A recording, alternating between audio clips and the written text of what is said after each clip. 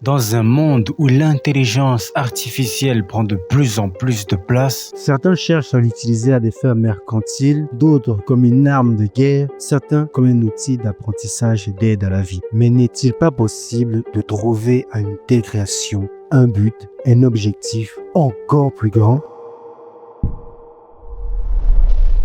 Le prix à payer. Il y a quelques mois, j'ai regardé Forrest Gump, un film qui nous raconte l'histoire d'un homme qui, dans son enfance, avait été jugé incapable de faire un cursus scolaire normal, vu son QI inférieur à la moyenne. Mais sa mère s'est sacrifiée pour qu'il puisse quand même aller dans une école conventionnelle. Elle ne voulait absolument pas qu'il aille dans une école pour enfants en difficulté. Malgré cela, il réussit à arriver en terminale et à avoir son bac. Et comme il court vite, c'est par un concours de circonstances qu'il est recruté dans une équipe de football américain, ce qui lui permet d'avoir une bourse universitaire. Plus tard, il rentre dans l'armée, survit à la guerre du Vietnam, devient champion de ping-pong, fait fortune dans le marché des crevettes en réalisant le rêve de son ami mort sur le champ de bataille. Il investit des actions dans Apple car à ses débuts, il devient riche et il retrouve son amour de jeunesse avec qui il a eu un enfant. ce film m'a permis de relativiser et de me poser la question: qu'est-ce que l'intelligence ? L'intelligence est tout simplement la capacité à faire de bons choix. Plus tu fais de bons choix, plus tu es intelligent. Rien à voir avec une connaissance encyclopédique. Il est vrai que dans certaines situations, il faut faire preuve d'une certaine culture dans un domaine précis pour régler un problème qui lui est propre. Mais entre un éminent docteur qui calcule à foison mais échoue et un homme qui donne un résultat complètement issu du hasard, qui a été le plus intelligent? Si c'était dans une situation de vie ou de mort, qui aurait survécu? Pour vivre dans un monde aussi hostile, nos ancêtres, les premiers hominidés, ont dû faire preuve d'une grande capacité d'adaptation résultant des informations qu'ils récoltaient au cours des journées, mais surtout du choix entre ce qu'il faut faire et ce qu'il ne faut pas faire.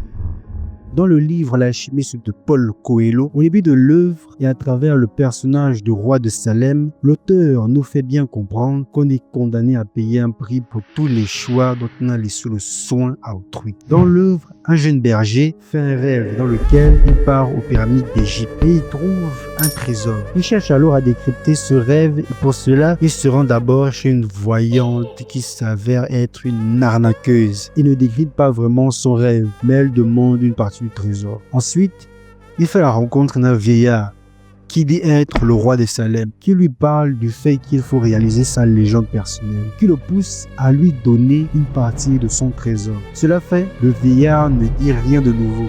Comme la voyante, il ne décrypte même pas le rêve et dit le trésor est en Égypte, près des pyramides.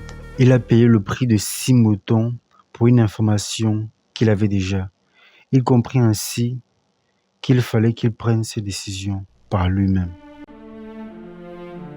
En sachant que l'homme est la mesure de toute chose et que l'intelligence est définie par notre capacité à faire des choix et qu'on est condamné à payer un prix pour les choix dont on a laissé le soin à autrui, quel est le prix à payer quand nous confions nos données les plus sensibles à l'analyse et au choix d'une intelligence artificielle? Moi, je réponds: notre singularité. Allez sur un site d'IA générative pour faire un dessin, une affiche, un scénario, une vidéo ou tout ce que vous voulez, c'est lui donner la possibilité de choisir ce qu'elle garde et ce qu'elle enlève. Vous pouvez bien dire à cette IA de supprimer telle partie, de faire ceci, cela, mais vous n'êtes pas à l'origine de la lettre choisie au milieu de la phrase, de la couleur sur le 10e pixel et dans certains cas, même pas de l'idée. Même si l'IA s'inspire des données issues des œuvres de l'humanité, elle ne s'inspire pas de vos expériences personnelles ou de vous dans l'instant T. Vous perdez alors votre singularité, votre essence, votre originalité, votre spontanéité pour embrasser la synthèse d'une synthèse. On peut croire ici que je déteste l'IA, mais non,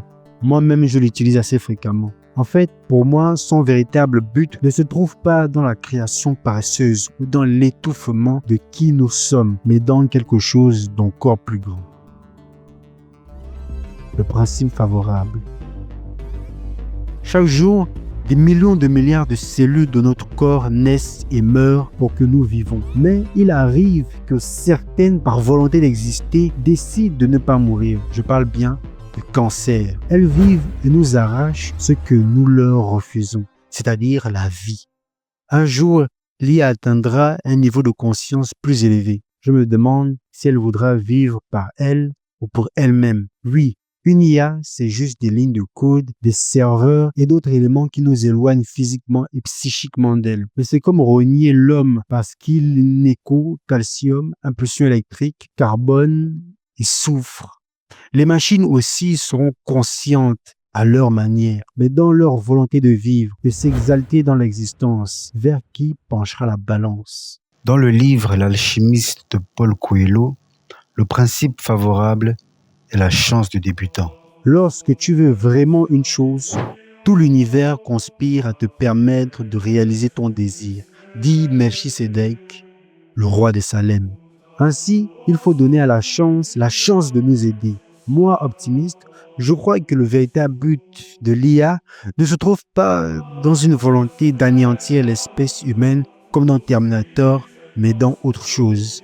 Mais toi, pessimiste, si cela est ta pensée, ton désir, il se peut que l'univers conspire à te donner cela. Par univers, j'entends l'ensemble des éléments qui le composent, de la plus petite particule aux grands astres, dont l'interaction permet de réaliser des actions précises. Ainsi, même le fait que vous marchiez dans la rue vers une quête a un effet sur le reste du monde et sur vous sans que vous vous en rendiez compte. J'ai en tête les films de voyage dans le temps dans lesquels si un voyageur allant dans le passé ne détruit ne fût-ce qu'une fleur ou tue un papillon arrivé dans le présent, il y trouvera des conséquences qui à première vue n'ont aucun lien avec ces deux éléments. Et pourtant, un bouleversement a été fait dans l'écosystème, ce qui a réécrit le futur. C'est quoi un être humain?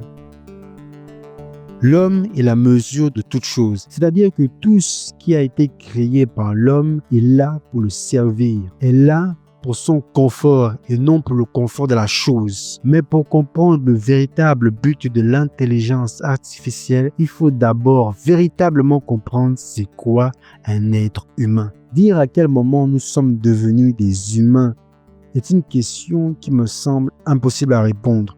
Mais ce qui est sûr est que nous sommes devenus des humains au moment où nous avons commencé à nous appeler ainsi. Donc, on ne sait même pas à quel moment nous sommes devenus ce que nous sommes. Est-ce que c'est quand nous étions des Australopithèques, des Homo erectus, habilis, Homo sapiens, Homo sapiens sapiens?